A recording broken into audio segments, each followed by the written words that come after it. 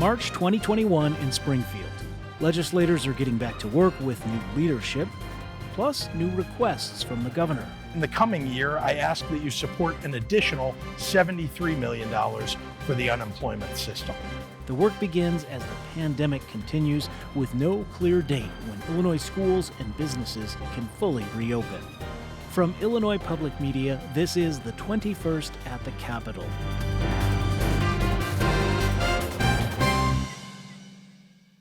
Hello, I'm Brian Mackey, host of The 21st. It's a midday talk show heard Monday through Thursday on NPR stations across Illinois. From time to time, we're going to be taking our program from the radio to TV to talk to Illinois lawmakers about what they're working on and how state government affects your life.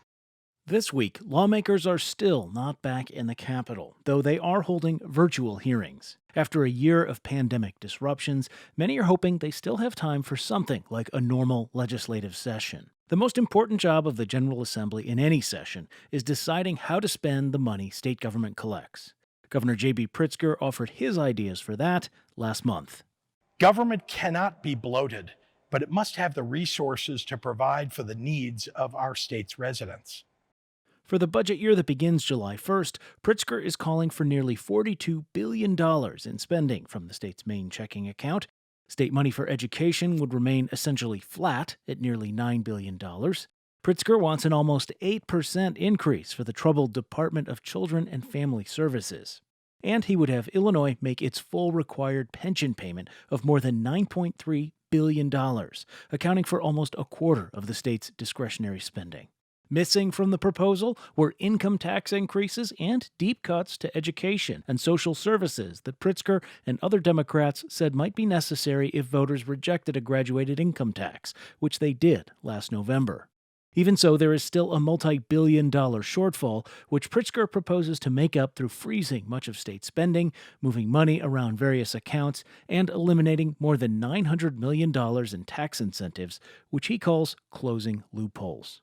The big question now is, will the legislature agree? Joining us now to talk more about the governor's budget proposal and the work ahead for the General Assembly is Senate President Don Harmon. He's a Democrat from Oak Park, and owing to the pandemic safety protocols, he joins me now remotely from his office in the Capitol. President Harmon, thanks for joining us today. Thanks for having me, Brian. Glad to be with you. I want to begin with the governor's budget proposal. You have been arguing for years that Illinois needs a graduated income tax to fix the state's structural deficit. In fact, you sponsored the constitutional amendment that voters rejected last fall. Do you still think Illinois needs a graduated income tax? And if so, when would be the right time to make that argument again? Well, I as you said, I sponsored this and have worked on it for a long time. I think as a policy matter, it's an important tool.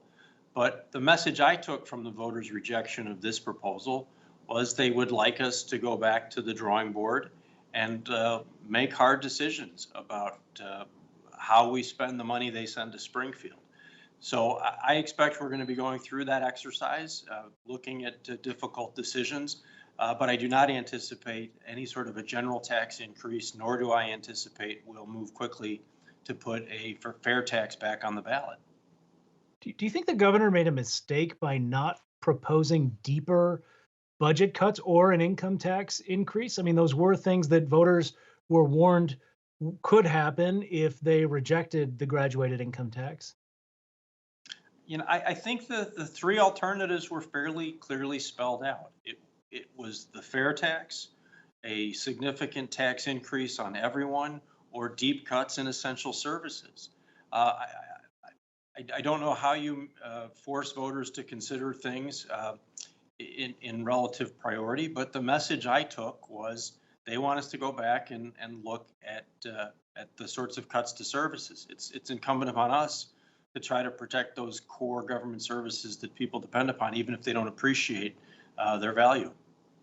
Do you think, though, the governor presented deep cuts to essential services in his budget plan? I think a lot of people have looked at his proposal and said it was trying to have it both ways without doing revenue increases aside from the closing incentives and, also not necessarily slashing things to the bone.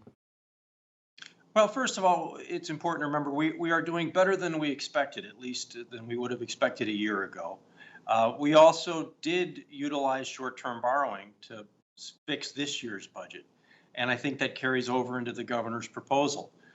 We're eager to find out what Washington finally does. It seems like the Biden administration has embraced the notion that state and local governments need the same sort of support that businesses have been getting.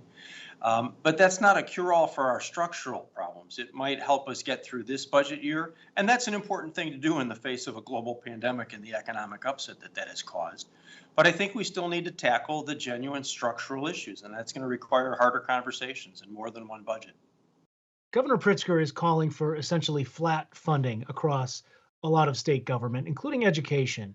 And as a parenthetical, I have to add, as you know, that flat funding, when you account for inflation, actually often represents a cut in, or at least less spending power than the year before. That said, many of your colleagues have spent a long time sweating out a new way to send state money to schools in Illinois. And this would be the second year in a row of not following through on those increases for the neediest school children, at least if the governor's proposal is adopted. Will that aspect of the governor's budget fly with Senate Democrats? Well, if I know one thing for sure about Senate Democrats is that we are committed to fully funding and improving the funding for preschool through high school education.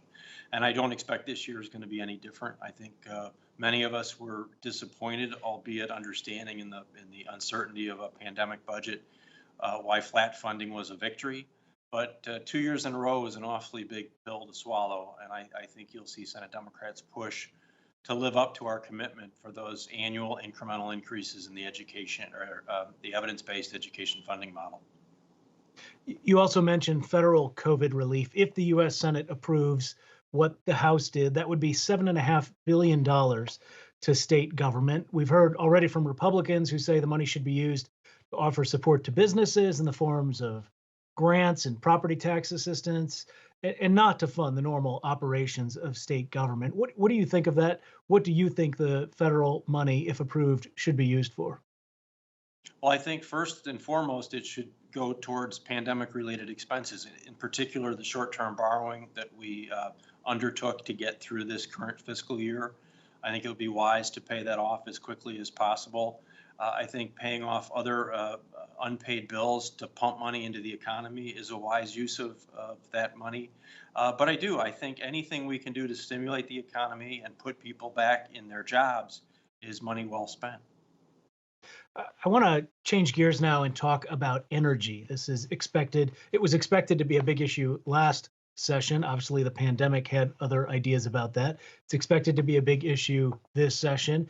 You're on record as not being terribly impressed by Exelon's threats to shut down its nuclear power plants at Dresden and Byron. But Governor Pritzker has called for Illinois' electricity to be carbon free by 2050. And a lot of advocates say if you don't have nuclear in that mix, um, you can't possibly achieve that goal. And other advocates say that's even that is too long to avert the worst effects of climate change. Would not losing 4.1 gigawatts of nuclear power lead to burning more fossil fuels in the short run? Well, that's an awful complicated question, yes, Brian. I want Illinois to remain a leader and a job center for clean energy jobs. And those come in a variety of flavors. The investment we've made in wind and solar over the last decade is impressive. It puts Illinois at the forefront. But I recognize that the nuclear fleet is a key component in a carbon-free energy program, and one that has been a huge competitive advantage for Illinois, and also a benefit to Illinois ratepayers. We are producers of low-cost power, relatively speaking, and we've been able to use that to pass savings through to customers. From what we've seen in Texas recently, we have to also recognize the importance of investments in the resiliency of our infrastructure. And that's always been a key component of Illinois' plan. So getting back to the nuclear plants, I don't see any reason why the plants should go offline. This is not a debate over the plants themselves. It's a debate over Exelon's view of profitability. And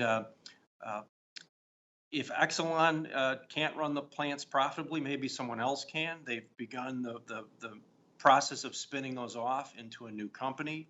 I've long thought that it's more a question of Exelon's public market demand than the actual operations of the plant. And we've got to view all of this in context. Exelon has been in the center of a federal plea agreement, and that muddies the water. Every headline you read is about Exelon paying $200 million to the federal government or asking the state for a bailout. It's not a good place from which to begin negotiations. But I am very committed to the workers in those plants and to the communities that they support. And I just believe that those plants can continue to operate profitably and sustain our energy market. We're almost out of time, just a couple of minutes left. I do want to ask you about redistricting. Senator Durbin, Senator Duckworth, Governor Pritzker all got about 55% of the vote in Illinois when they ran statewide. President Biden did a little better than that. But in the Illinois Senate, Democrats hold 69% of the seats. Is that healthy for a representative democracy as we look at drawing new district boundaries? Well, I think the more important metric there is the votes for members of the General Assembly, not just the statewide numbers. Those can be used in ways to attack or to justify the current legislative map. But I think you'll see that the legislative maps, the number of members of the General Assembly are not much different than the total popular vote across all 59 Senate districts. I am fully in favor of fair legislative maps that represent the diversity of our state and reflect the communities of interest whose voices need to be heard. You know, that term fair maps, it's become very popular. Governor Pritzker is for it. The new speaker of the House is for it. Republicans are for it. I suspect that under the dome, there are probably 178 different definitions, though, of fair maps. What are the essential elements of a fair map, in your view, in about 30 seconds? I think Speaker Welch framed it very well. A legislative map needs to reflect the diversity of our state in all of its flavors. And I think that should be the principle we adopt. We need to make sure communities of interest across the state are heard. All right. We have been talking with State Senate President Don Harmon. President Harmon, thank you for joining us today. Thanks for having me. In a moment, we'll head across the rotunda to the Illinois House, virtually at least, and talk with the leading Republican lawmaker there. But first, a short break. Stay with us. News moves fast, and so does your schedule. Keep up with the 217 Today podcast weekday mornings. It's 10 minutes packed with the latest news and weather from the WILL team. Plus, one deeper dive into agriculture, education, health, and topics across Illinois. Download the 217 Today podcast from Illinois Public Media, your source for quality, trusted journalism.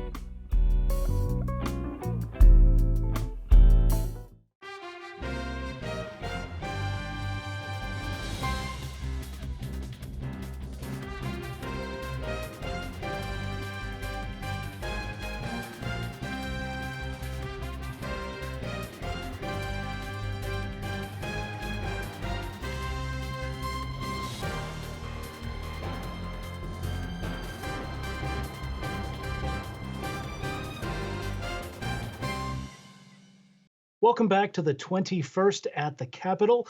I'm Brian Mackey. We've taken our weekday radio show to television to talk about lawmaking and how it affects the people of Illinois. Joining us now for a Republican perspective is House Minority Leader Jim Durkin. He's from Western Springs and is connecting with us from the James R. Thompson Center in Chicago. Leader Durkin, thank you for joining us. Brian, my pleasure. Glad to be part of this. So let's begin by talking about the state budget. The governor is calling for ending certain tax incentives, which he calls this closing corporate loopholes. Republicans immediately objected. Why is this tax money better spent on businesses and other recipients of tax expenditures as opposed to, say, education or human services? Well, you know what? The state of Illinois has struggled like many other states over the past year. We've lost many businesses, many jobs. We need to ensure that people will be able to get back to work. Businesses will be given the incentive to stay in Illinois to keep their doors open. We've had too many people file for complaints, asked for money through the Department of Employment and Security. But more importantly, Brian, the issues that the governor is now referring to as corporate loopholes, those are incentives that I agreed with him 2 years ago on a budget in which I negotiated with him, which also accompanied a massive capital program and also expansion of gaming. We took some tough votes for him in the spirit of being bipartisan and getting past the problems we had under the previous administration. I wanted to walk in with an open arms, but also to be part of the process, not to be part of the party of no. So he and I agreed on those. That was part of a deal for me to put votes on something which he promoted and one he took a lot of credit for. So I think that he is going back on his word, but also none of these are corporate loopholes. These are job creators. They're not only good for small business, big business, but there's another provision in here which he is, I think it's very unfair. 3 years ago, we passed education funding reform, an historic bill under Governor Rauner, and I fought for a program called the Tuition Tax Credit Program, which allows for low-income families to be able to choose a school outside of their public school district to be able to send their children, giving them a choice. Which is not taxpayer funded per se. It's an investment by outside individuals who want to see kids have an opportunity. The governor's cut back on that. We have a 75% tax credit that's involved with that. He is now reducing it to 40%. That's a de facto destruction of the program. I can't help to think that that is personal against the House Republicans because we have not supported him on his previous budget, and we've called out the errors of the FY20 budget. We've asked for his cuts for many times. He has not provided the cuts with us. He's asked for spending. I will just say this. He said that spending is going to be level, but the problem is it's level based on the previous year's budget, which was $4 or $5 billion out of balance. So it's not really level. So the governor needs to be realistic about how we got here. We're in this situation of this debt because of an irresponsible plan that he, Mike Madigan, and John Cullerton passed, which was $5 billion out of balance, which was going to be backfilled through his fair tax proposal, but also a bailout from the federal government. So don't blame Republicans for the failures of his budget problems. We'll work with them, but he can't go back on his word. And that would be unfortunate because in Springfield, we say this often, your word means everything. And he's walked Though back. if I remember correctly, the governor did say even during the campaign that he opposed the sort of private school tax credit program. But let me ask you about this idea That of was part of his bipartisan deal that we made cooperation. in 2019. Well, I was just saying, let me ask you about this idea of bipartisan cooperation, because during his budget address last month, the governor said, quote, "I asked Republicans in the General Assembly for their proposals to close this year's budget deficit. I was met with silence. Apparently, their idea of bipartisanship ends when hard choices must be made," end quote. What do you say to that? Are the Republicans willing to make hard choices?